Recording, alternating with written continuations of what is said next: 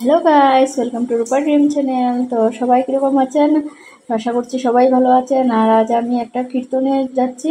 এই যে দেখুন গাইস, খুব সুন্দর করে মহাপ্রভুর মানে নাম কীর্তন হচ্ছে। তো এখানে খুবই সুন্দর করে ডেকোরেশন করেছে। আপনারা দেখুন গাইস, মানে চারদিকটা এত সুন্দর করে ডেকোরেশন করেছে। আর মানে সিনারিগুলোও খুব বেশি সুন্দর। আমি পুরোটাকে একটু উঠিয়ে নিয়েছি যে আপনাদেরকে দেখাবো বলে। তো আমাদের ন্যাশনাল হাইওয়ে ভিতরেই এই মানে এই অনুষ্ঠানটা হচ্ছিল। খুবই ভালো লাগছে, তার জন্য আমি ভাবলাম যে এটা আপনাদের সঙ্গে একটু শেয়ার করি। তো দেখুন গাইস, কত সুন্দর প্যান্ডেল আর কতটা জায়গা নিয়ে এটা মানে কীর্তনটা হচ্ছে, আর কত বড় প্যান্ডেল বানাচ্ছে। আমি মানে আপনাদেরকে পুরোটাই দেখাবো। তো প্লিজ আমার ভিডিওটা পুরো দেখতে থাকুন, আশা করছি আপনাদের ভালো লাগবে।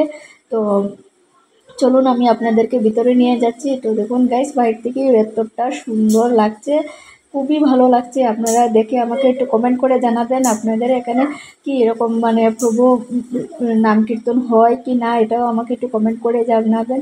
দেখুন গাইস, আমার মানে খুবই সুন্দর লাগছিল। আর খুশি আমার কুলে ছিল বলে আমি ভিডিওটা ভালো করে করতে পারছি না। তো সরি, রাগ করবে না, বলবে যে আবার মানে ভিডিওটা করতে পারছে না, হাত কাঁপছে। তো ওকে কুলে নিয়ে তো বুঝতে পারছেন কতটা অসুবিধা হচ্ছে আমার ভিডিওটা করতে। ওই দিকটায় দেখুন গাইস, কত সুন্দর করে ওরা ডেকোরেশন করেছে। ওদের কাজটি দেখুন, নিখুঁতভাবে ডেকোরেশনটা করেছে, এত সুন্দরভাবে মানে ওদের মানে ডেকোরেশনটা করেছে। আর কতটা মানে কতটুকু জায়গা নিয়ে আজকে এই প্যান্ডেলটা হয়েছে।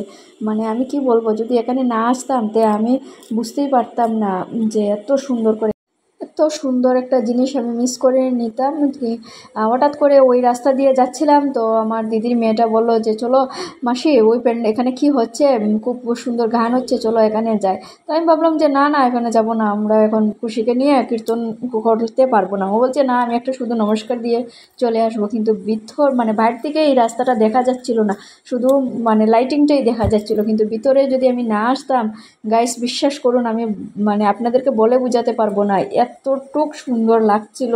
আমাদের যে দুটো ছোট ছোট মেয়ে, ওদের অবধি খুবই ভালো লাগছিল এখানে আসার পরে। মানে আমি 1.5 থেকে 2 ঘন্টা এখানে রয়েছি, মানে ওদের কীর্তন ধামাল খুবই ভালো লাগছিল। আর মানে ওর মানে কি বলবো আপনাদেরকে, আপনারা যদি মানে একবার আসতেন তাহলে আমি বুঝতে পারতাম। কিন্তু ভিডিওটা ছাড়তে আমার অনেকটা লেট হয়ে গেছে শেয়ার করতে আপনাদের সঙ্গে, তার জন্য বলতে পারছি না।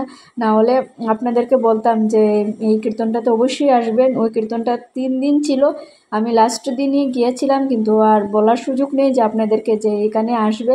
কিন্তু মানে খুশিকেও দেখুন গাইস, কতটুক মানে ও খুব খুশিও খুশি হয়ে গেছে এই কীর্তনটা দেখে। ও একটুও মানে কিছু মানে কান্না টান্না কিছু করছে না, খুব মানে ওর খুব ভালো লাগছিল।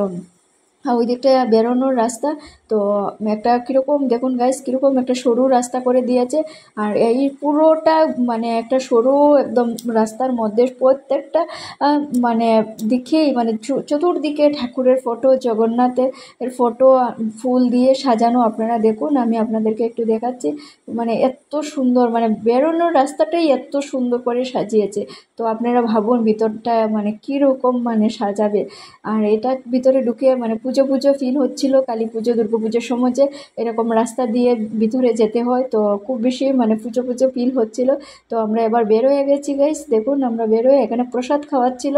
তো সবাই প্রসাদ খাচ্ছে, তো আমরাও একটু মানে ভাবলাম যে প্রসাদ পাবো কি না, কিন্তু লাইন ধরতে হয়। তো এত একটা বেশি লাইন ছিল না, মোটামুটি একটা লাইন ছিল। তো আমরা মানে আমরা বলতে আমার দিদির মেয়েও সবাই মিলে আমরা একটু প্রসাদ নিয়ে নিলাম। প্রসাদটাও খুব মানে প্রসাদটা ছিল লুচি আর আলুর দম ছিল। তো কোনো অসুবিধা হয়নি নিতে, না হলে খিচুড়ি যদি হতো তো খুশিকে নিয়ে প্রবলেম হয়ে যেত।